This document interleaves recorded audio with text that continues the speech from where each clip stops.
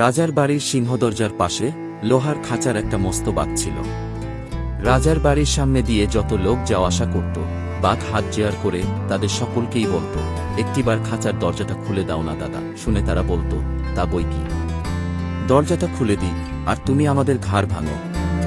এর মধ্যে রাজার বাড়িতে খুব নিমন্ত্রণের ধুম লেগেছে। বর্বর পণ্ডিত মশায়ের দলে দলে নিমন্ত্রণ খেতে আসছেন। তাদের মধ্যে একজন ঠাকুর দেখতে ভারী ভালো মানুষের মতো ছিলেন। বাঘ এই ঠাকুরমশাইকে বারবার প্রণাম করতে লাগল। তা দেখে ঠাকুরমশাই বললেন, আহা, বাঘটিতে বড় লক্ষ্মী, তুমি কি চাও বাপু? বাঘ হাত জোর করে বললে, আজ্ঞে, একটি বার যদি এই খাঁচার দরজাটা খুলে দেন, আপনার দুটি পায়ে পড়ি।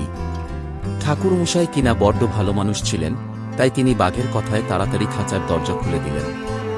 তখন হতভাগা বাঘ হাসতে হাসতে বাইরে এসে বললে, ঠাকুর, তোমাকে তা খাব।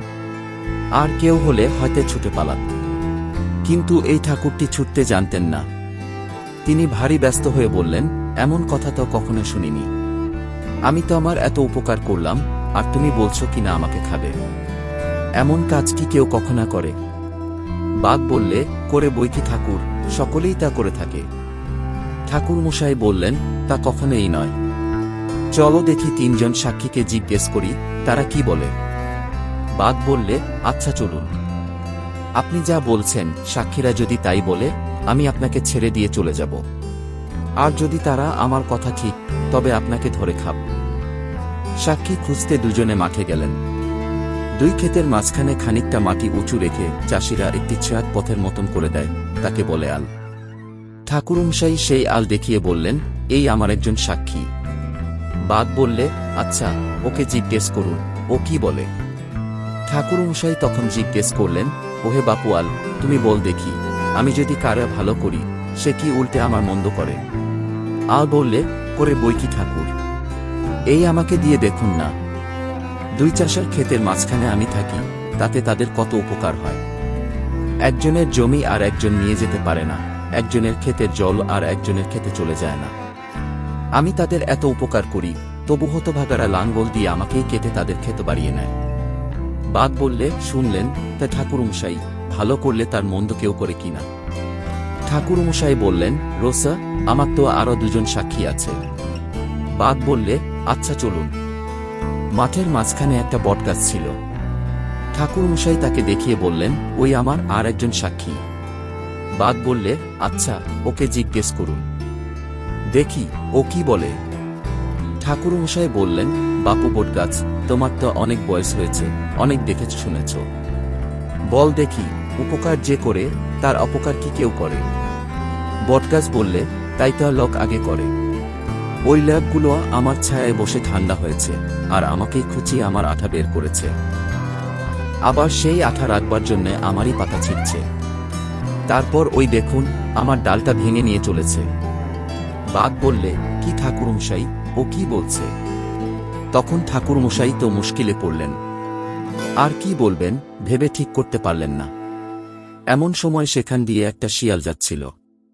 ঠাকুরমশাই সেই শিয়ালকে দেখিয়ে বললেন, ওই আমার আরেকজন সাক্ষী, দেখি ও কি বলে। তারপর তিনি শিয়ালকে ডেকে বললে, শিয়াল পণ্ডিত, একটু দাঁড়াও, তুমি আমার সাক্ষী। শিয়াল দাঁড়াল, কিন্তু কাছে আসতে রাজি হল না। সে দূর থেকেই জিজ্ঞেস করল, সে কি কথা, আমি কি করে আপনার সাক্ষী হলুম? ঠাকুরমশাই বললেন, বল দেখি বাপু, যে ভালো করে তার মন্দ কি কেউ করে? শিয়াল বললে, কার কি ভালো কে করেছিল আর কার কি মন্দ কে করেছে, শুনলে তবে বলতে পারি। ঠাকুরমশাই বললেন, বাঘ খাঁচার ভিতরে ছিল, আর আমি ব্রাহ্মণ পথ দিয়ে যাচ্ছিলাম। এই কথা শুনেই শিয়াল বললে, এটা বড় শক্ত কথা হলো। সেই খাঁচা আর সেই পথ না দেখলে আমি কিছুই বলতে পারবো না। কাজেই সকলকে আবার সেই খাঁচার কাছে আসতে হলো। শিয়াল অনেকক্ষণ সেই খাঁচার চারধারে পায়চারি করে বললে, আচ্ছা, খাঁচা আর পথ বুঝতে পেরেছি, এখন কি হয়েছে বলুন। ঠাকুরমশাই বললেন, বাঘ খাঁচার ভিতরে ছিল, আর আমি ব্রাহ্মণ পথ দিয়ে যাচ্ছিলাম। অমনি শিয়াল তাকে থামিয়ে দিয়ে বললে, দাঁড়ান, অত তাড়াতাড়ি করবেন না, আগে ওইটুকু বেশ করে বুঝে নিই। কি বললেন?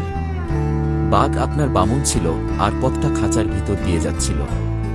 এই কথা শুনে বাঘ হো হো করে হেসে বললে, দুর্গাধা, বাঘ খাঁচার ভিতর ছিল, আর বামন পথ দিয়ে যাচ্ছিল। শিয়াল বললে, রোসো দেখি বামন খাঁচার ভিতরে ছিল, আর বাঘ পথ দিয়ে যাচ্ছিল। বাঘ বললে, আরে বকা, তা নয়।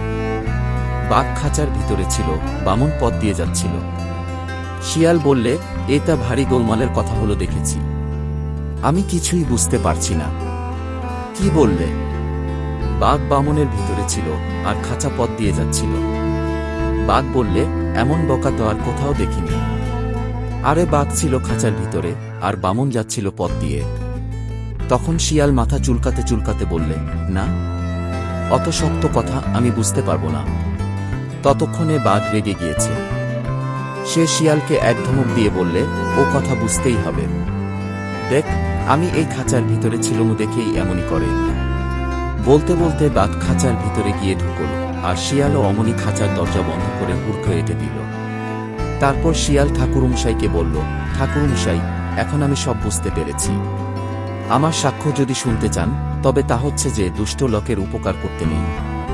কাজেই বাঘ মামার জিত। এখন আপনি শিগগির যান। বলে শিয়াল বনে চলে গেল, আর ঠাকুরমশাই ও চলে গেল।